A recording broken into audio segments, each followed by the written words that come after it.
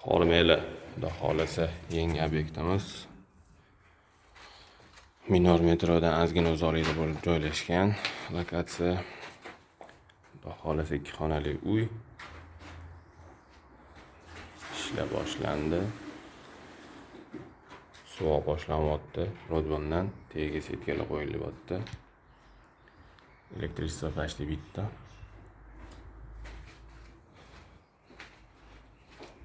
Bu yerga oshxona, balkon. Bu yerda spalni. Hozir ko'rsatgan joyimiz jetski. G'ishigacha chiqarib rodbondan suv, keyin malyarka, xudo xohlasa.